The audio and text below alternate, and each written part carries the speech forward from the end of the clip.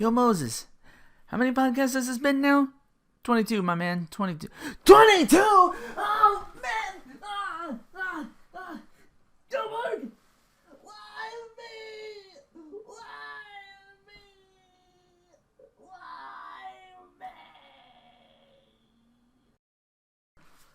me? Welcome to the Searching4RinoaCast, the Searching4Rino podcast. How's it going, my fellow kids? Before I go to my usual, I'm gonna do a bit of a talkier opening. I know I just... something I gotta get off my chest. While editing last month's podcast, I checked one of my bookmarks. That is a fan community on Reddit about Christina V. One post, really heartbreaking stuff, that she admits that she has PTSD from some abusive relationships.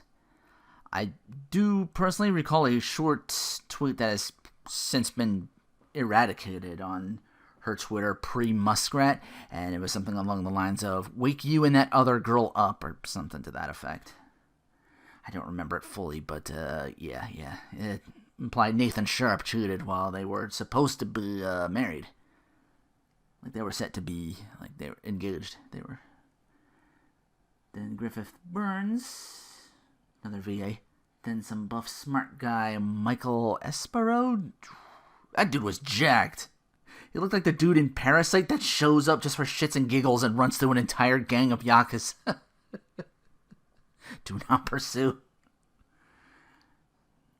That apparently didn't take either, and just a reveal pic of her stating that she's been proposed to 4 times and hit her limit. I think among the fourth was, I don't know if someone she also really liked but passed away. I can't remember the guy's name, but I remember her tweeting about him yearly after his passing, so it's clear she adored him. And then finally revealing that she is pansexual, which dumbass me had to go and look up. Like, what? Bisexual, pansexual? Gotta take the Google train to each stop to decipher what the difference is. How can I explain it?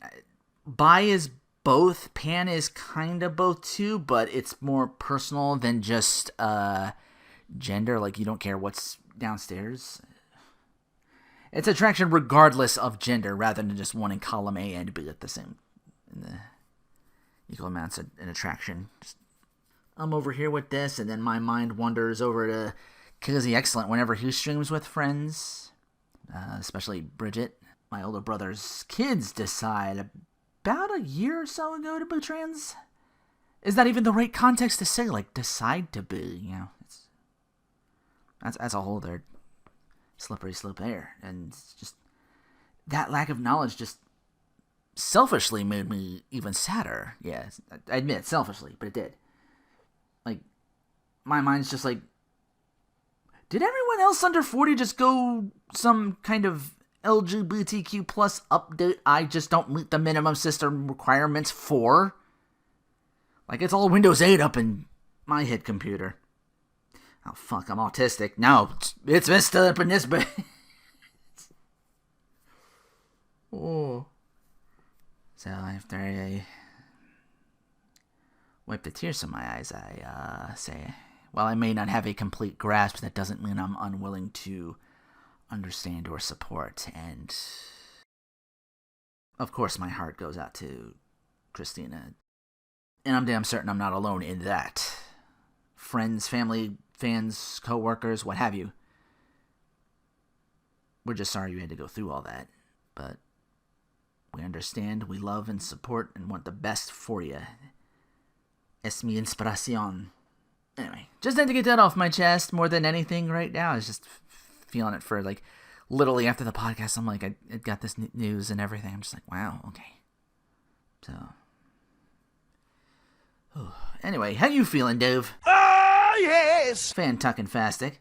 Let's start with my usual coming soon. Coming soon. Coming soon. Coming soon. Coming soon. to the channel I'll address first before I get to upcoming games. I give you Titles of Mon-April / Games of Mana. This Monday, April 3rd, my Let's Play of Secret of Mana for the PS4 begins, followed by the GBA game Sword of Mana, a remake of Final Fantasy Adventure for the Game Boy. Yeah, Final Fantasy, the chicken and Mana's egg. And after a long time of just playing the demo a couple years back, Trials of Mana. Seiken Densetsu's 2, Den 1, and finally 3, as a little of that bleeds into May. That's why I said Games of Mana. Sometimes the series just goes for longer than an entire month, especially coming to RPGs. I'm in my own head thinking, like, what the hell do I do for, like, man, if I do, like, a month, imagine a month of Yakuza, like, no way I would, especially now, shit, I came back. What was it, 6, was there 8 of those games? Because there's a 0 and a 7, I think it ends on, so. And then the Like a Dragon, where it's just not all that. But yeah, once Trials concludes, I turn the rest of May and possibly all of June and July, as much as I can, to try and just do the ever larger franchise and try to get that done before Seg August 2. What that larger franchise is, I'm going to save that review for Searching for RinoaCast 23. The Searching for Rino podcast episode 23. Now to the new games coming this April, some of which caught my eye. Others, I'm like, oh, they'll play this. They'll be hyped. As I stated in the last podcast, Grim Grimoire once more drops on the 4th. A remastering of a PS2 Vanillaware classic like Odin Sphere before it. Same day, save gaming past as you fight through classic Atari games warped and mutated to become challenges to overcome in the micro game collection called Atari Mania. A quote, this is them saying this, a Ratoidvania hack and slash as a party of 4 escaped prisoners of the British Empire hack and slash through pirates and undead in Curse of the Sea Rats on the 6th. Day after that, get roped into a quest with veggies in a Legend of Zelda style game in my award for probably the greatest sounding title for a game this month, called Turnip Boy Commits Tax Evasion. If Danganronpa murder mystery type games is more your speed, NIS drops Process of Elimination on the 11th. The big date for Mega Man and huge RPG fans finally gets that Battle Network Legacy Collections 1 and 2 on the 14th. A rhythm-based versus fighting game, ? Decide who is the God of Rock on the 18th, which is also a date where, believe it or not, Puzzle Quest 3? It's been so long. Wasn't the last one like Marvel Quest? Does that even fit in that kind of... Wasn't that Puzzle Quest 3? Or did somebody else make that? Seeing trailers, it looks kind of Android iPhone-ish, but looks don't decide how good a game is. So I'll try not to judge a book by its cover and check it out for myself. Speaking of sequels, Dead Island 2 Day 1 Edition on the 21st. Who Do You Voodoo to? Still on surprise sequels with, I'm still shocked this guy. Fairy Fencer F Refrain Chord on the 25th. If you enjoy your Stardew Valley with a more caveman feel to it, check out Roots of Pacha the same day. Top-down Mana vibes in the action JRPG Trinity Trigger, also the 25th. Okay, a couple games for that. And finally on the 28th, and again, this is more you guys and me, Monster Hunter Sunbreak. Now to scour fanfiction.net in my newest segment, Threads of Fanfics.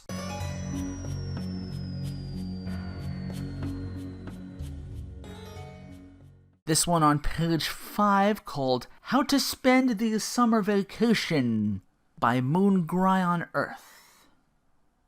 Moongry on Earth? Not sure I gotta pronounce that middle thing. This is actually 2 chapters. But yeah, everyone loves a good mood up against story and just kind of shoot the bros. Oh, God. Elena was up here. That's who starts this. Mint! Elena ran up to her former ex-princess. You're here! The magic-wielding girl unattached herself from Elena. Jeez, it hasn't been that long. Elena just smiled at the other girl. Guess what? She clapped her hands. She and Mint headed off toward her house. Oh, I'll tell you, Rue and Rod are here too. And don't forget us. The two girls looked up to see none other than Belle and Duke themselves. Mint raising a fist. What the heck are you guys doing here? What is this? Let's all come back to haunt time? What is this? Let's all come back to haunt mint time? Fuck's sake. Been a while since I did that. Belle snorted. It's a nice thought, but no. Milady's right. We were invited. Mint sighed. I just always wanted to spend a vacation with two of my greatest enemies. Don't flatter me, Belle glared at her. Duke stared at Belle and back at Mint. Now, my lady, this is a vacation. We're supposed to relax, loosen up a little. Belle knocked Duke off his feet. Why are you badgering me? Let's go to the hotel before we waste all our money on the bar like last time. The pair walked off. Elena stared at Duke, who was getting beat up by Belle. Wasn't he a star last year? Come on, you don't want to keep your family waiting. Mint sighed once again. Outside of Elena's home, Mint found herself face to face with Rue. Yeah. Rue gave her a weak smile. Oh, hey, Mint. Mint turned her back on Rue and crossed her arms. Remember, you still owe me. Silver Boy scratched his head. Oh, of course I do. Walked over to face Mint. How could I forget? The princess jumped up in happiness. I knew I could count on you. She threw her arms around the boy. Keep with that attitude, and I might split the profits with you. What are you guys doing? Elena appeared in the doorway. An uninnocent look crossed her face for a split second. Disappeared just as fast as it got in there. She knows more than she lets on. She ships it! Rue blushed. Mint's arms were still wrapped around him. Mint? You can let go of me now. Oh, right. Mint stepped back. Her cheeks seemed to have reddened the slightest bit. Why is your faces all red? Rue didn't reply, but looked down to see Prima Doll. It's Prima Doll saying that. Why are your faces all red? Rue didn't reply, but looked down to see Prima Doll. Shut up, you brat. Mint hissed at Valen's former creation. Nobody asked for your opinion. Prima stuck his tongue out at Mint. Mint glared. Did anyone teach you to respect your elders or at least royalty? No. Rue and Elena gave each other secret smiles. Some things never change. Mint raised an arm and pointed at Prima Doll. I shall not take this abuse. I have better things to do with my vacation. Like what? Elena asked. Well, things. Stuff. Mint walked towards the door to find herself getting intercepted by Mira. Mint, glad you could make it. The woman hugged her. Mint rolled her eyes. What is with this family and hugging? I wasn't supposed to say that as Mint, but it sounds like a thing she's internal monologue. Internal monologue out loud. How I characterize as Mint, like... What inner monologue? Yeah. Mint headed out and her voice drifted as she walked off. Gonna go see Rod. Oh, be Rod the Blade Star. Alright. Chapter 2, How to Give Rod a Compliment. Alright, but yeah, still the same How to Spend Summer Vacation by Moon Ground Earth. Chapter 2, How to Give Rod a Compliment. Mint ran into the field to find Johnny Wolf running up to her. Oh, right, the dog. She leaned down to pet the dog to find a shadow standing over her. I hope all that pampering did not destroy your good heart. Mint stopped her fight. Of course not. I can beat you in a fight any day you got time. Still as stubborn as ever, I see. Mint ignored his comment and looked over at the water. Hey, you brought the Pinto! Rod shook a fist in Mint's face. Damn it, how many times do I have to tell you? It's not the Pinto. It's the... Yeah, who cares? Mint waving her arm. Rod just shook his head. The girl would never change, not that he wanted her to, of course. She was perfect the way she was. Eh? Perfect? Wait, we went from Rue X Mint to Rod X Mint? Mint jump kicked a thinking Rod and sent him spiraling to the ground. I'll show you what a pampered princess I am. Rod scratched his head and stood up. Huh? What? Gay, did I miss something? Mint stomped her foot again. Please pay attention, will you? She raised a ring-bearing hand. Ah, yeah, her chakrams. When I send you to the ground to eat dirt, you don't even realize it. You said I had no heart. Red-haired man glared at her. Excuse me, are you insulting Rod the Blade Star? Mint snickered before replying. Yeah. Rod shook a fist again. That's it. Nobody questions the heart of the Blade Star, whipping out his silver bruise. Mint grinned. All right. Jumping up and down. But wait for good fights for the longest time. What? They give you everything. But a good fight up in that castle of yours? Rod sent Mint a grin of his own. I looked forward to this day that I got to fight you again. Mint took her position across from him.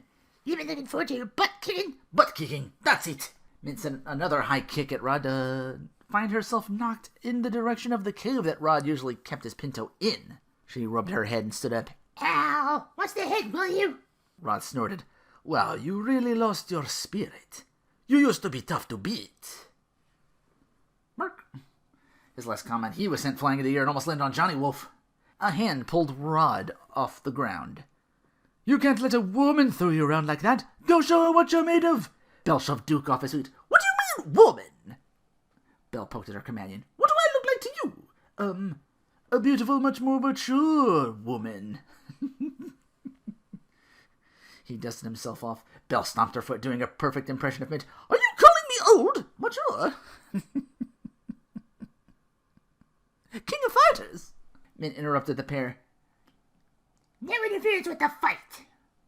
She looked at Duke. That means no helping, by the way. She walked off into the direction where Rod was. Dude, imagine if this game got a remake, there'd be a Rod and Starlight Duke fight, like 2-on-1. Mint raised her rings to send some triple-bladed magic in Rod's direction, but was intercepted by one of Rod's silver breezes. She then found herself in a situation where both silver breezes were on either side of her and backed up against the wall. Mint raised the ring. Hey, this isn't fair. She squirmed in discomfort. I can't move. Rod grinned. Exactly. And until you say I win, you won't be moving for a while. Mint backed up even further against the mossy surroundings. But that's not fair. It's as fair as the rules you and your sister make. Duke took over from his conversation with Bill. Woo! Go, Rod! That's teaching her. He noticed the glare he was receiving from Mint. Yeah, Mint, you can, beat him. The blue-haired woman screeched at him again. What? You're rooting for my enemy? What do you think you're doing? Who do you think you are? I am! Sorry. You know, sometimes I mess up a sentence and it just turns... Duke lowered his head to the ground as if he was bowing. Sorry, milady. The pink-haired girl that was held captive sighed. Come on, Rod, let me go now. This is a fight. And until you have given up, you will not be leaving. How many times do I have to tell you? Mint slapped a hand down on her forehead. Heck no. There must be a way out of this. How about if I get Mira to cook more food for you this summer? You know, you'll probably be broke any day now. Rod seemed to look as if he was thinking. No, nice try, Mint. But I made sure I had enough money and supplies to last me a lifetime, no matter how tempting and good Madam's food is. Mint stopped even in the small area. Backed up. She looked at him closely. Dang, there must be something that Rod wanted. Mint, a simple you win will do. There must be something else that I can do for you. Rod smiled at her. Well... Mint clapped her hands. Come on, out with it. I think I'll do something else. You could say Rod is the best weapons maker in the world, and will become the best fighter as well. What did you say, motherfucker? Boy, I can't do that justice anymore. Oh, and that Rod is the handsomest guy that ever walked the planet. No way. Mint gave him a look. There's no chance you'll ever make me say that. Belle laughed at Mint's situation. Oh, come off of it, Mint. I know that the one thing in the world you hate the most is admitting you lost. All you have to do is give him a couple compliments and you won't even have to admit it. Oh, shut up. I asked for your help, old woman. Mint shaking a fist in Belle's direction. Old? Why, I'll kill you myself. Duke held back his mistress. No, my lady, no need to get angry. Belle backed off. You're right. She responded, almost making Duke faint with surprise. She's already in enough trouble already. She's already plenty humiliated. Mint said the two, another death glare. I said shut up! Bill snickered. You know, I think I'll sit here until I see Mint give up. Yep, that's it. It'll all be worth it to see the princess cower. No way. Mint shook her head stubbornly. I'm not giving up. Rod sighed. Well, I got all day. 5 hours later. Tired yet? Rod asked the yawning girl. No way. Did I say I'm not giving up? 7 hours later. Ready to give up, princess? Heck no. 10 hours later. Duke's snoring rang through the field. Bill slapped him. Milady, what did I miss? Did you give up yet? I did not. I didn't give up. I didn't do it. It's bullshit. I did not give up to Rod yet. I did not. Oh, hi, Rue.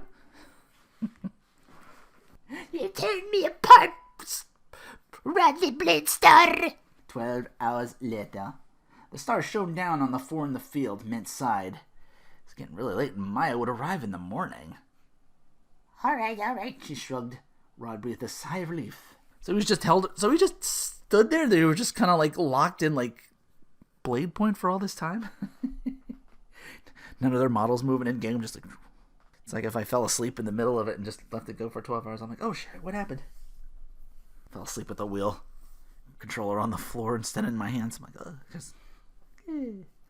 Rod breathed a sigh of relief. Thank God.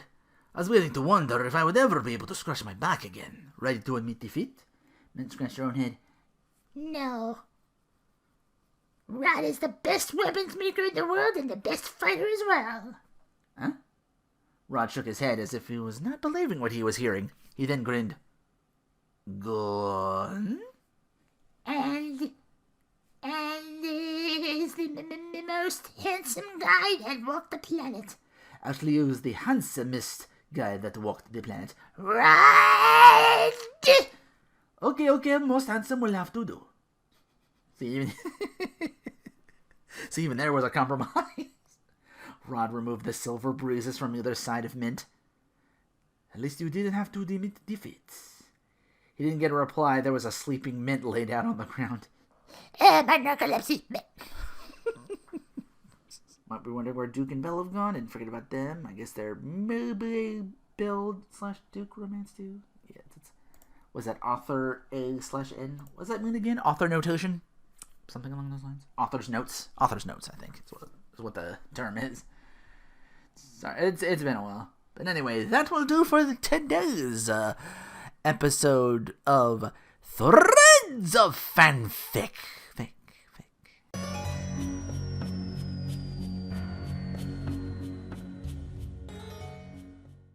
Just real quickly, I'm not even going to do any music for the Adventures of Platinum Hunting because a lot of stuff I've been doing like on PlayStation 4 that hasn't come out yet.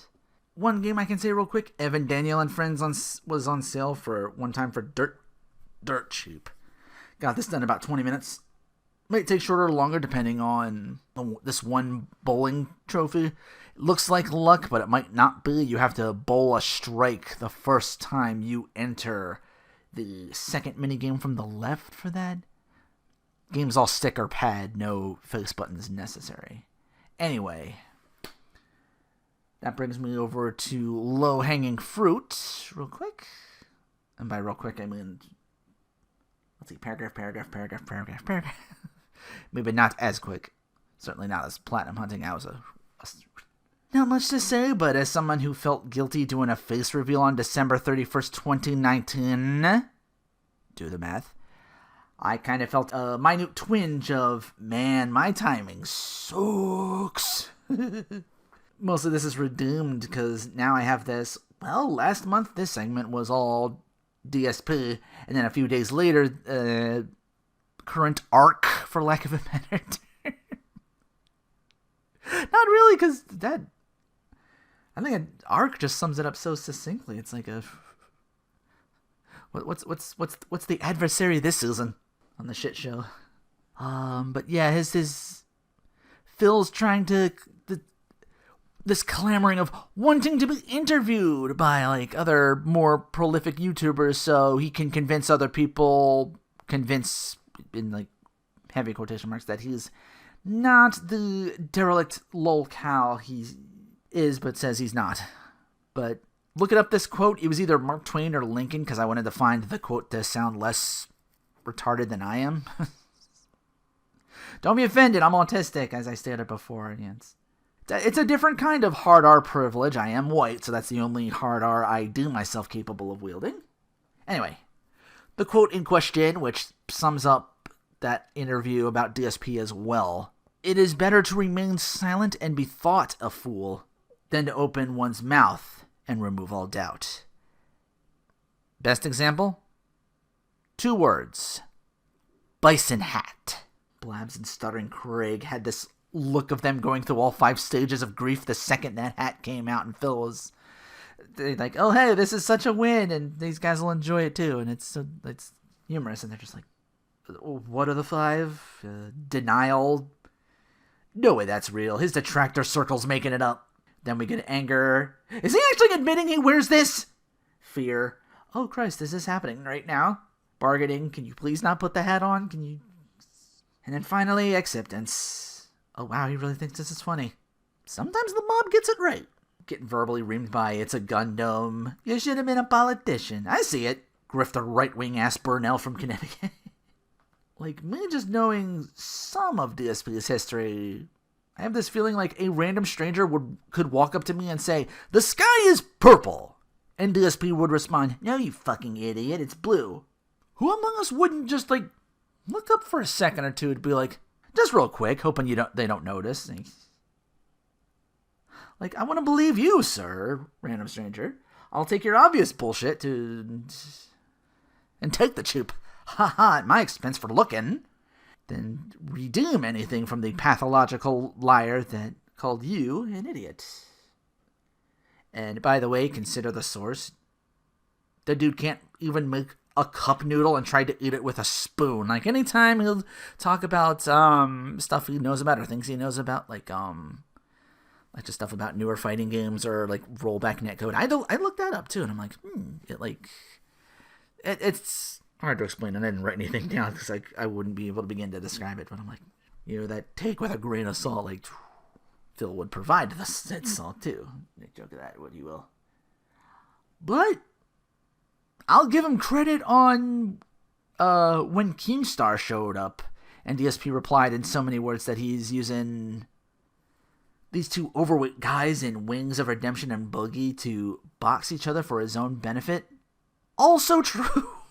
Keem wanting to bank on Wings, Boogie, and DSP to join up and be some lolcow podcast. That's not like, that doesn't look a little bit sketch.